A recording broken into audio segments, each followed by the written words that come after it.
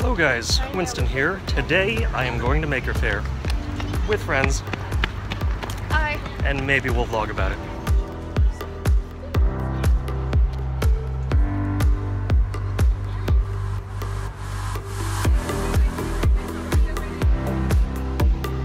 Ha, just kidding. You know I don't vlog. That would require having an on-camera personality.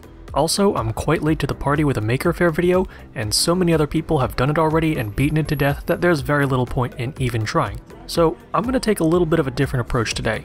I want to talk about what made this MakerFaire special for me compared to every other fair that I've attended. And if you think you'll be at all bored by listening to me ramble on about non-technical topics, I won't be offended if you click away now. But I will be watching. I've been drawn to the West Coast for the past 2 years now. The density of technically inclined and enterprising minds in the Bay Area, combined with proximity to so many incredible wilderness areas, makes it one of my favorite places to be. You could be exploring Muir Woods one day and stopping by Autodesk's cutting-edge Pier 9 workshop the next. Heck, you could do both in the same day if you really wanted to. But before MakerFaire weekend, I'd never really spent a great deal of time in the area.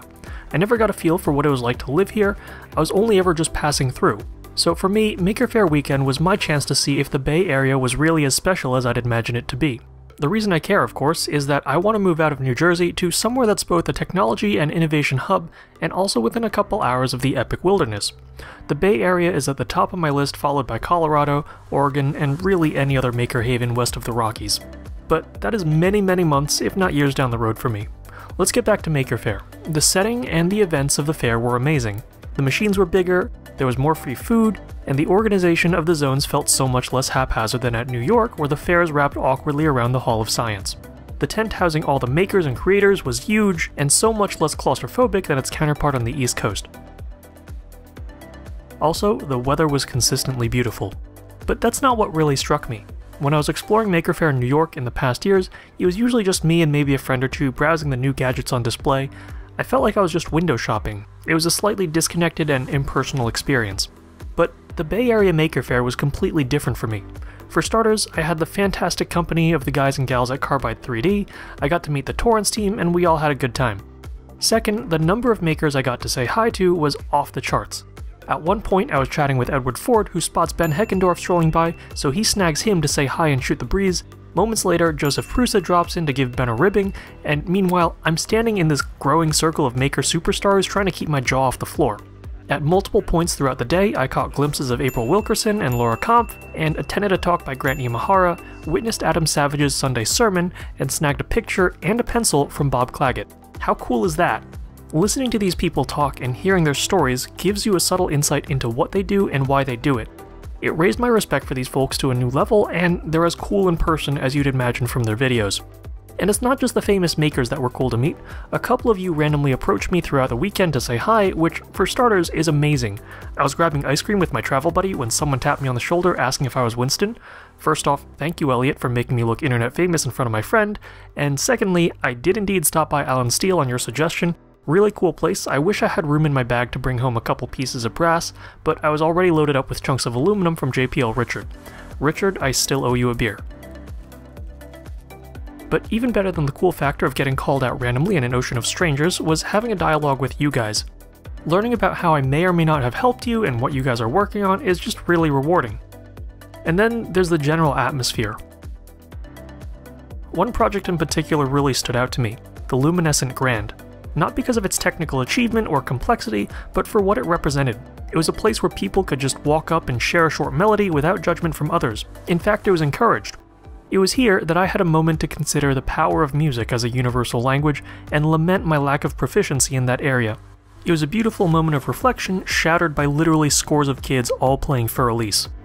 Please, parents and teachers, for the love of MakerFaire, let kids explore all musical genres and not fixate on the single gold standard of piano melodies since the 19th century. But I digress. For me, Bay Area MakerFaire wasn't about the gadgets or technology. It was about the people.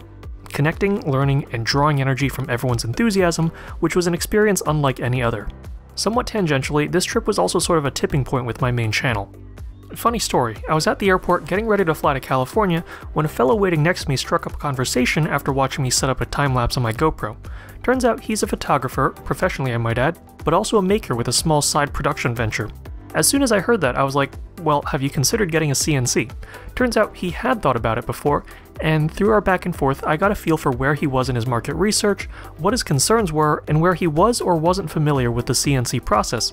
And so of course, I shared my experience, what resources were out there, and basically convinced him to just go for it. Breaking down the fears people have about learning and getting started with CNC has been a big part of why I make the videos I do. I try and present things in a way that takes the mystery out of the process. Between this exchange and my chats with the Carbide 3D team, it became clear to me just how much more work remains to be done in this area. So moving forward, you can expect my content to go in two directions. One is what you see already, that quirky blend of project show and tell mixed with small servings of painfully acquired wisdom. The other will be a series of videos that are more instructional in nature. No, I'm not entering the tutorial market just yet, but I do want to make a focused series of educational videos that get newcomers up to speed as quickly as possible. More than that, I want to get people off the fence about CNC. This is a tool that everyone, especially the younger generation, should feel is within their grasp. I just wanted to give you a heads up that if you see a video titled Intro to CNC, understand that my target audience is people who are apprehensive about jumping into this field, not people who already know how to go from idea to prototype. Also, I'll be starting a second channel called Winston Makes More for additional content that doesn't fit the relatively long-winded format of my current channel. For example, sometimes I get asked questions like, hey, what kind of end mills would you recommend I start out with? And instead of typing out the exact same response every time, I can answer the question publicly for anyone to listen to. Trip videos and the like will also be uploaded here in the future, and who knows, maybe even a vlog if I ever develop that on-camera personality. All of this just keeps my main channel cleaner and more focused on higher quality projects and content. If you want to follow my second channel, there will be a link in the description below. And maybe a video annotation here if I remember to put it up. So, in summary, MakerFaire was really cool and I came back inspired and excited for the future. There's some new directions and content I want to pursue and bigger projects I want to tackle. And maybe, with a little luck, in a year or two, I won't be that awkward spoke in the wheel next time I find myself in the company of some maker celebrities. Thank you all very much for listening. Goodbye, MakerFaire.